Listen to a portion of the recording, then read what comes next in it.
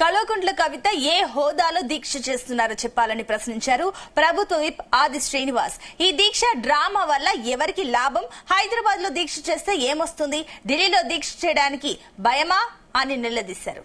నీ దీక్షకు మీ పార్టీ మద్దతు ఉందా? నీ మీద కుట్ర చేస్తున్నా ఆ పెద్ద లీడర్ ఎవరన్నారు? మీ నాన్న అమ్మ ఆశీర్వాదం కాకుండా అత్త మామ ఆశీర్వాదం మాత్రమే ఎందుకు తీసుకున్నామని ప్రశ్నించారు. బీసీలకు 42% రిజర్వేషన్లు ఇవ్వడానికి మా ముఖ్యమంత్రి కేంద్రంతో పోరాటం చేస్తున్నది నిజం కాదా అని ప్రశ్నించారు. కల్వకుంట్ల కవిత గారు, మీరు ఎందుకోసం దీక్ష చేస్తున్నారు? హైదరాబాద్ లో దీక్ష చేస్తే ఎవరికి లాభం? మీరు ఏ హోదాతో ఈ దీక్ష చేస్తున్నారు? ఈ దీక్షకు మీ పార్టీ భారతీయ రాష్ట్ర సమితి అనుమతి ఉందా?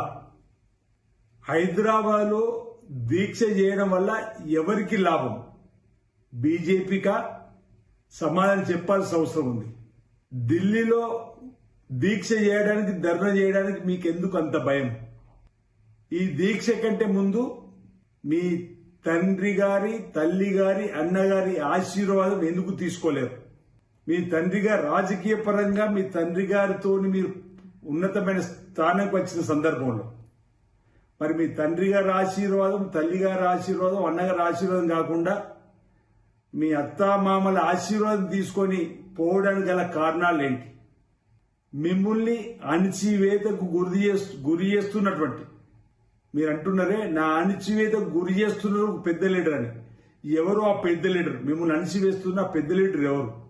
ఇంతకుముందు మీరు అన్నట్టుగా దేవుడి చుట్టూన్న దయ్యాలు ఎవరు? ఎందుకు ఈ అంశంలో ఈ దీక్ష డ్రామాలని అడుగుతా ఉన్నా. ఇంతకుముందు అనేక సందర్భాల్లో మా బీసీలకు సంబంధించినటువంటి నాయకత్వాన్ని కూడా మీరే హైజాక్ చేస్తున్నారని చెప్పండి అనేక సందర్భాల్లో అన్నటువంటి పరిస్థితి. అందుకే ఇప్పుడు మీరు ఏ హోదాలో చేస్తున్నారో చెప్పనేటువంటి మాటను ఈరోజు అడిగేటువంటి ప్రశ్న. కల్వకుంట్ల కవిత గారు, మీరు ఎందుకోసం దీక్ష చేస్తున్నారు? హైదరాబాద్ లో దీక్ష చేస్తే ఎవరికి లాభం? మీరు ఏ హోదాతో